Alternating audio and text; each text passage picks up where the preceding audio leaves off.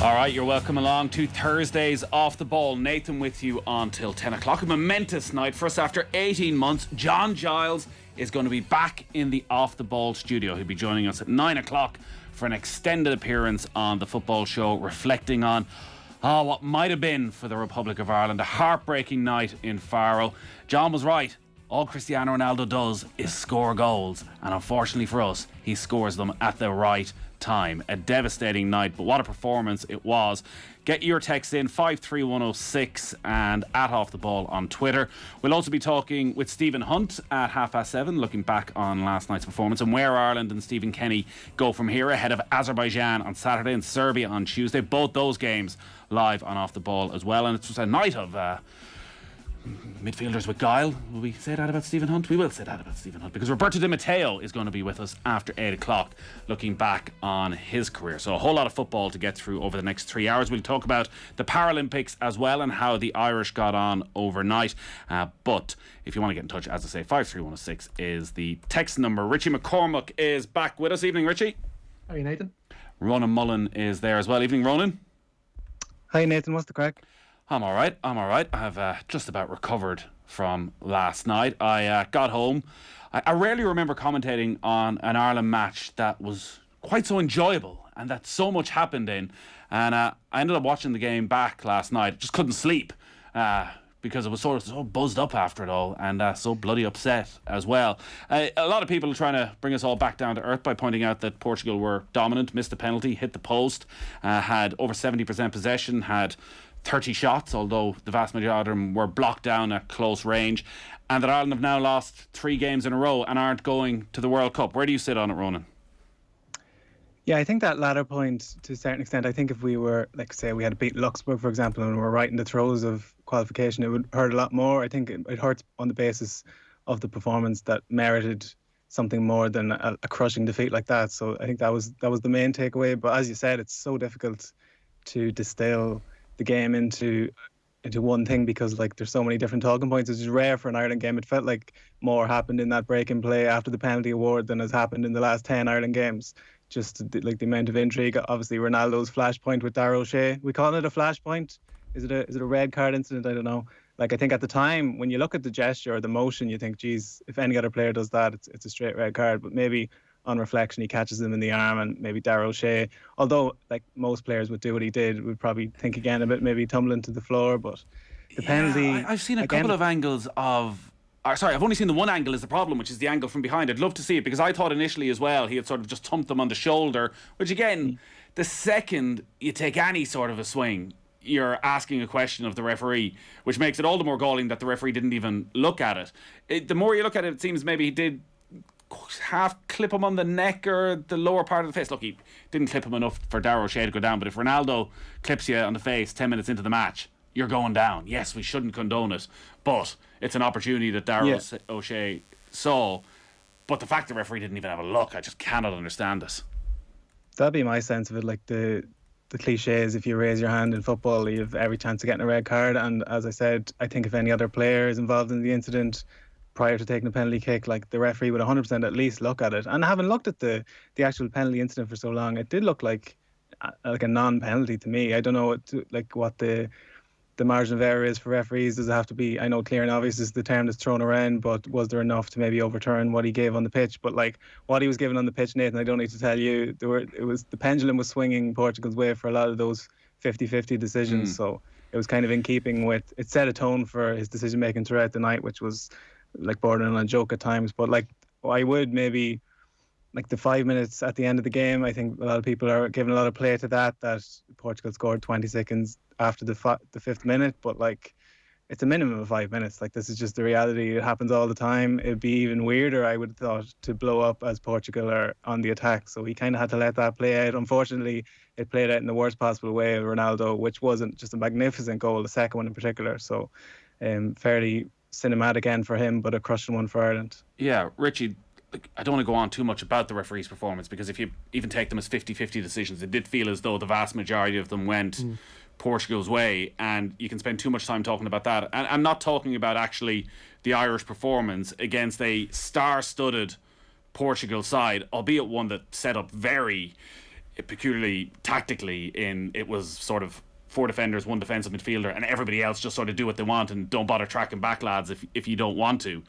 But Ireland, and Stephen Kenny sat in that seat talking about going to the Euros and watching Portugal and what Germany had done to them, and he sort of set up in that way on the counter-attack, been able to get at their wing-backs.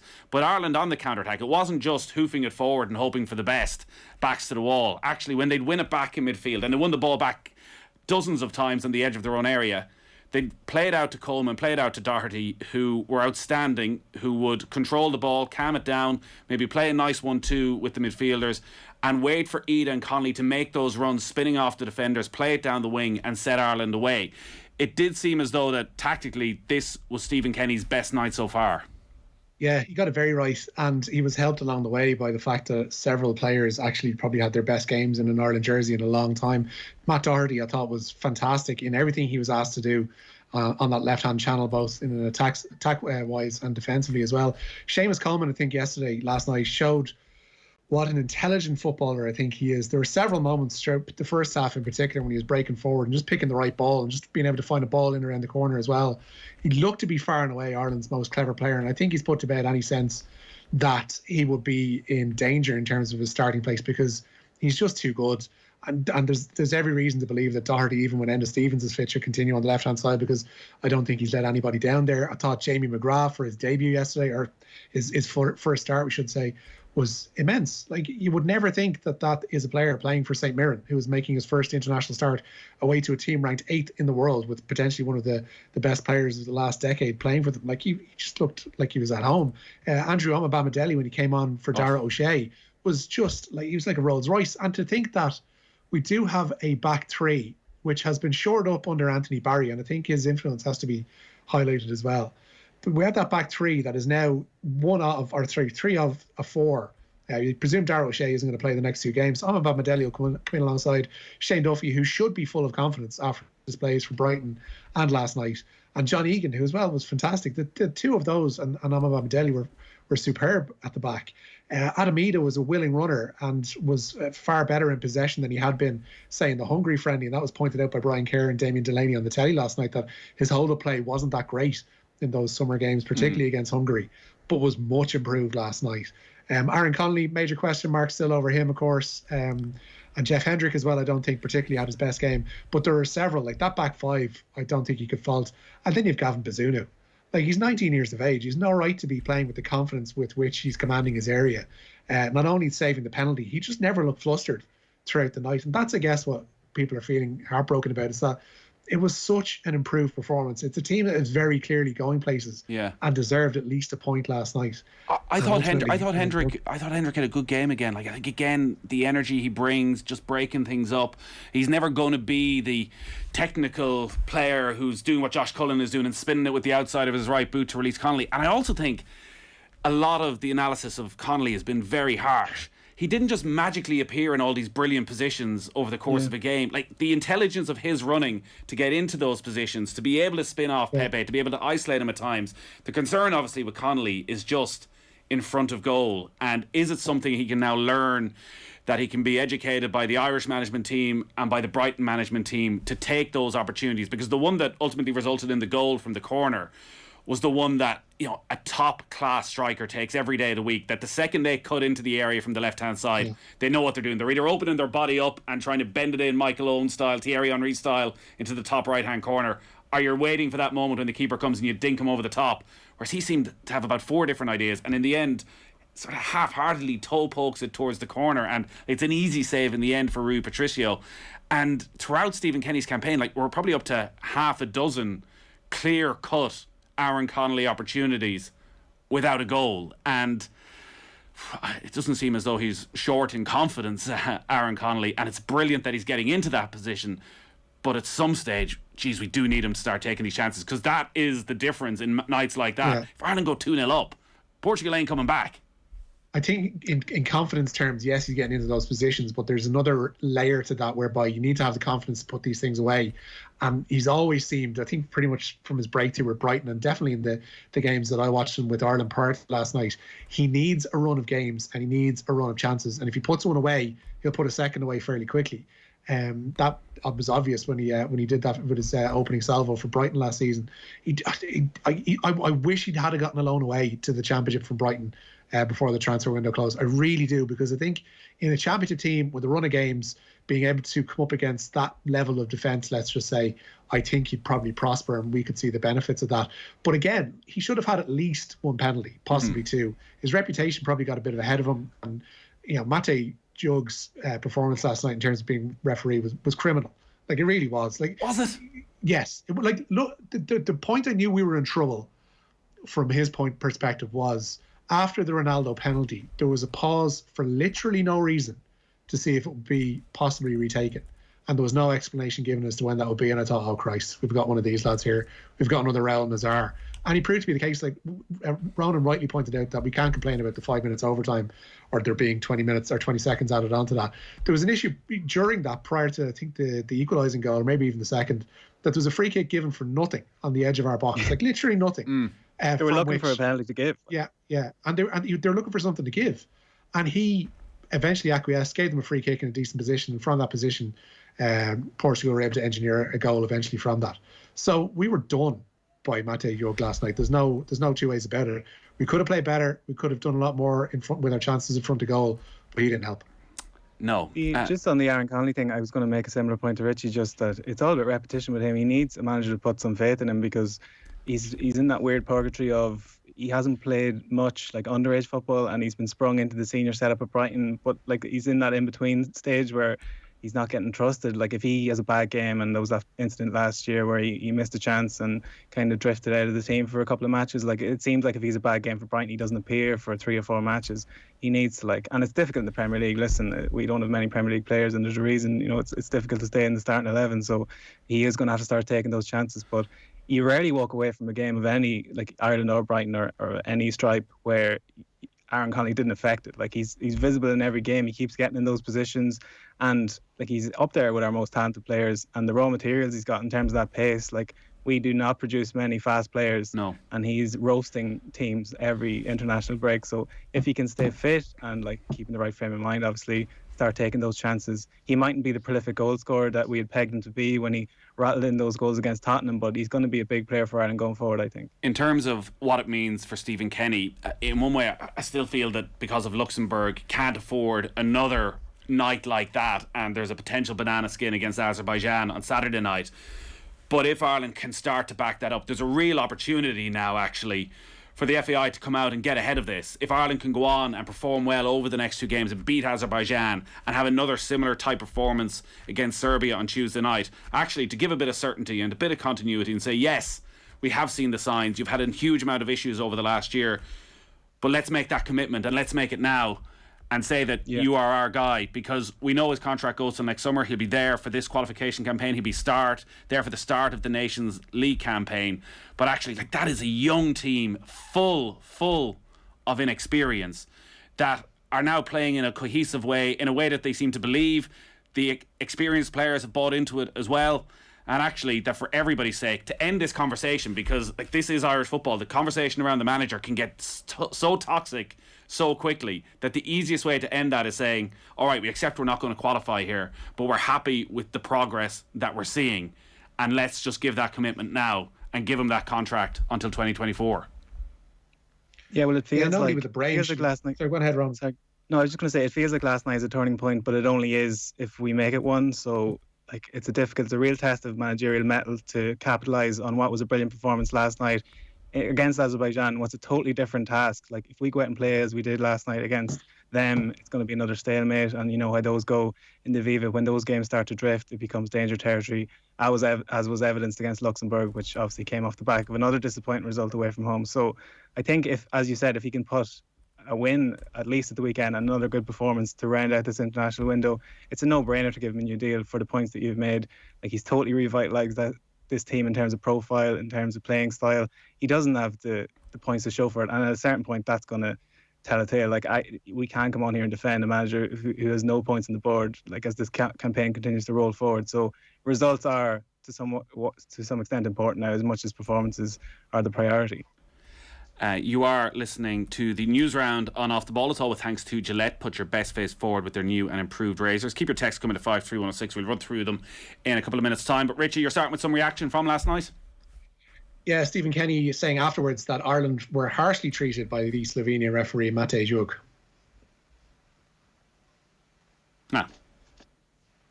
Believe me, he said it. I actually I haven't watched that. He's been replaced by the face of Eamon Dunphy. So, sure he wasn't happy. He wasn't happy. I think it's fair to say Stephen Kenny wasn't happy with the referee's performance last night, which is absolutely understandable. We recorded Stephen Hunt earlier. He actually said he was worse than the ref that night, Martin Hansen, the Thierry Henry, because he didn't have the benefit of VAR. I would love to hear that conversation between the Italian VAR and the Slovenian referee last night, as the VAR clearly told them time and time again, keep watching this. I'm telling you, there's a touch of the ball there from Jeff Hendrick, but the referee wasn't having any of it. Performance of the referee, worst I've seen in years. I'm not going to say that. That could be libelous. But anyways, things about Cristiano Ronaldo's jersey. I did see people putting up, which I think, again, you got to watch and not overreact and not overstep the boundaries of pictures of the referee with his kids, and one of the kids is wearing a Cristiano Ronaldo jersey. Like, let's not be that. Let's be angry, let's be annoyed, let's be frustrated, let's shout about it on the radio, but let's not try and get personal with the referee. Like, we got to assume he went out there to try and do his best. On Aaron Connolly, great to see that hugely improved performance from Aaron Connolly, but he's done nothing since his brace for Brighton against Spurs last year. Hard to think of a more profligate striker. I can say it eventually. Profligate striker. We surely would have won the game last night if he'd been able to take chances. Fair play to Stephen Kenny, but there must be a better option to play alongside Ida. Speed will only get you so far, says Brendan in League Slip. Like, there aren't a huge amount of other options to play alongside Adam Ida, and speed actually does get you a long way in professional football. And you're right, he's not taking his chances. There's no doubt about that, and he hasn't kicked on in the way we would have hoped after he burst onto the scene. But I do think that actually his movement and the space he created last night, maybe one of these days it clicks, maybe one goal and everything kicks on, a first international goal, and he moves on from there, but hasn't quite happened from so far. So we didn't get to hear from Stephen Kenny, but all of that press conference with Stephen Kenny is up on our press conference. So Azerbaijan next on Saturday. That's going to be live and Off the Ball from 5 on Saturday. Yeah, and Serbia pitching up 3 days after that. Former Ireland midfielder Eamon Dunphy was on this morning's OTB AM, and he says the FAI should entrust the future of the international side with Kenny. There are several players, Troy Parrott, for example, who didn't play at all last night, who didn't feature. He's at Spurs.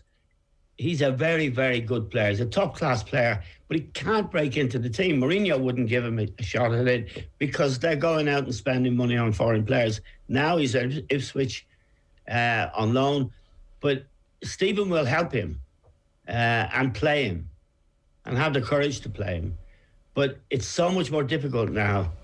But I agree with what you say. I hope it's true, and I hope we stick with our own convictions about this matter, and we stick with Stephen and stop sniping at him. So I'm sure you know, there is a kind of cohort out there who, and I don't want to be loose with language, they want to get Stephen.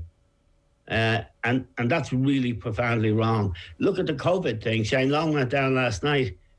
We've lost players to COVID. Callum Robinson wasn't fit to play last night. There's so many things gone against him. And then the final sort of nail in the coffin was a dodgy referee from Slovenia.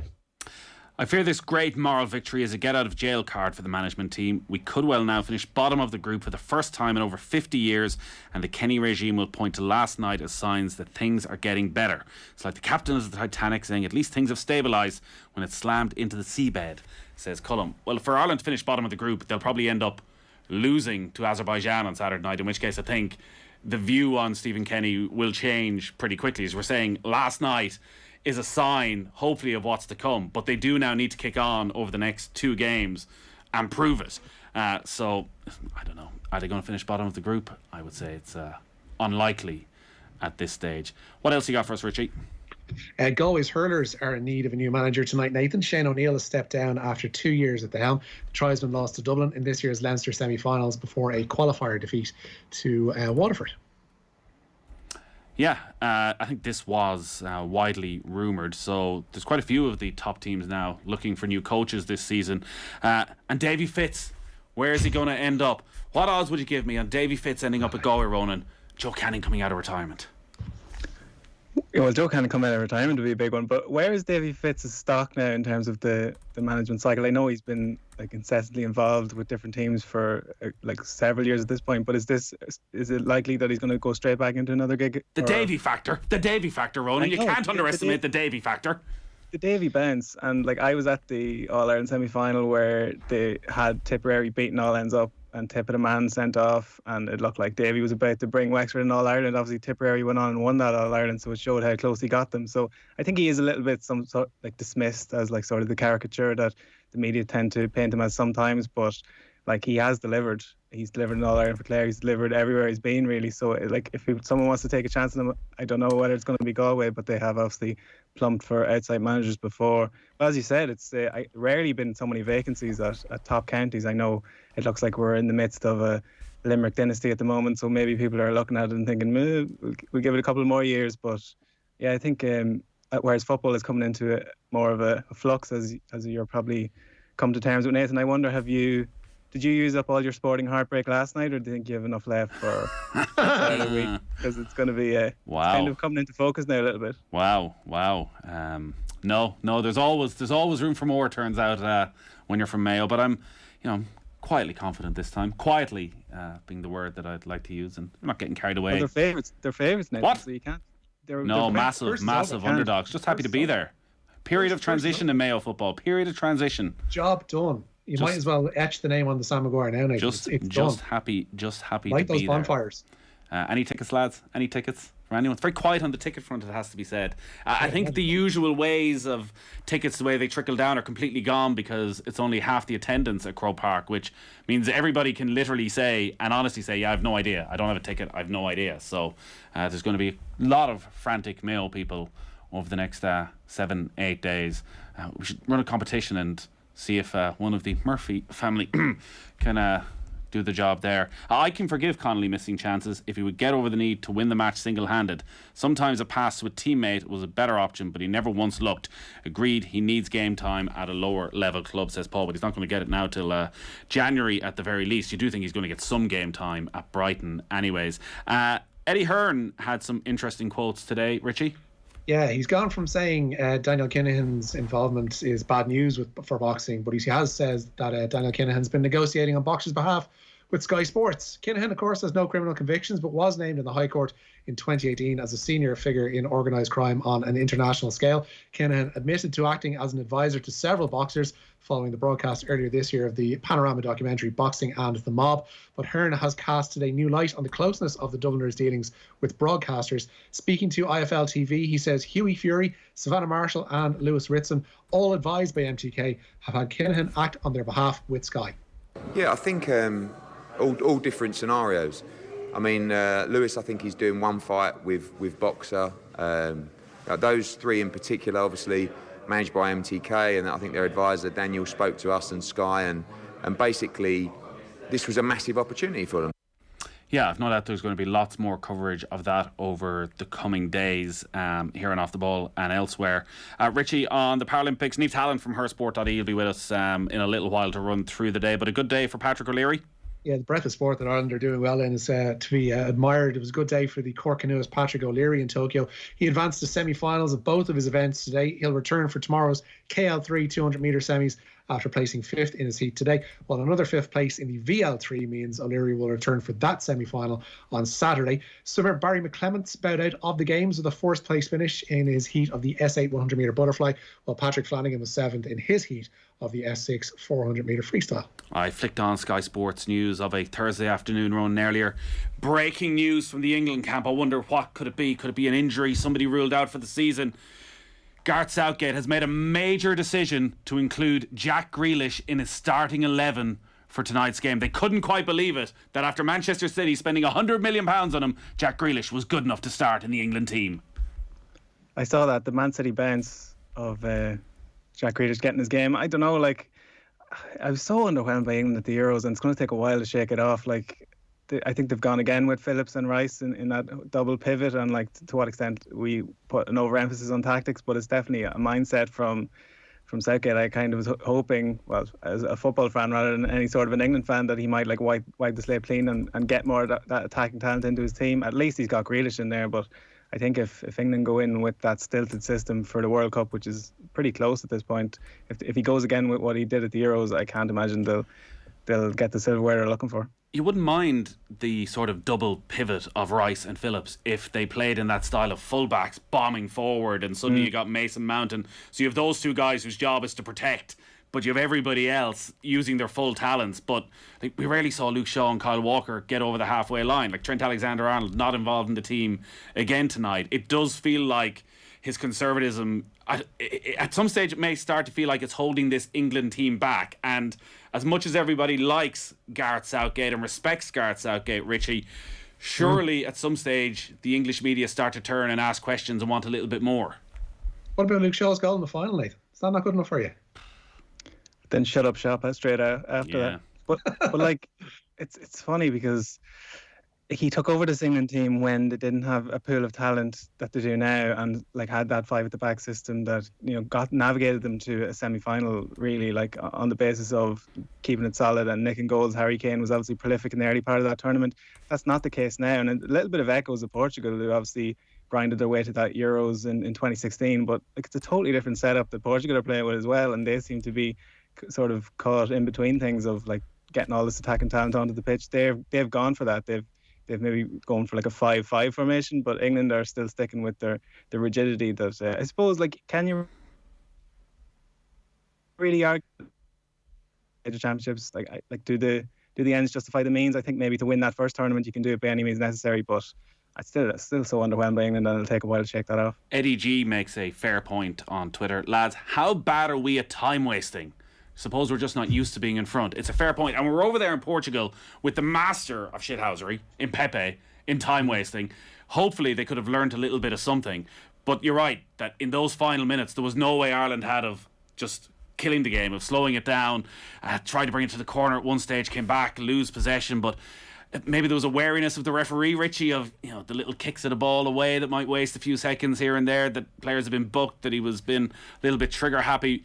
But yeah, there wasn't a sense of Ireland, actually, we're going to pull out every trick in the book here to try and delay the Portuguese. Yeah, it's another lesson learned, really, and it's kind of harshly learned in this instance, but it is one of those things that you just have to pick up. Like we mentioned earlier about the Dara O'Shea incident, like you absolutely every right to go down for that. You use the rules, you don't necessarily have to play by them. You use them as they suit yourself, and you kind of take what you can from a referee. And you kill time, you stand on the ball, you draw a foul, you do what you have to do to get over the line, and we didn't necessarily do that, I guess, at either end of the game last night. But yeah, the ref didn't help because he was booking for time wasting and giving out about time wasting from pretty early on in the second half, and it probably wasn't justified. But again, one of those harshly learned lessons. Stephen Dunn has been in touch on YouTube. Today's optimism will be forgotten if we lose to Azerbaijan, which is factually very correct, Stephen. You're right. If Ireland do lose to Azerbaijan, we will not be as optimistic. And Jerry in Galway, God lads, we don't need the Davy Circus in the Jose Mourinho complex in Galway hurling. James Skehill was very good talking about that a few weeks back, basically saying that with Davy, with the motivational tools he brings, maybe it suits certain counties right now. Galway needs somebody who can understand a sort of root and branch review of everything that's happening in Galway hurling and identifying the new talent. So maybe it's a different type of figure that they need there. Richie, just before we go there, run us through the live games tonight and also what's going on in the golf.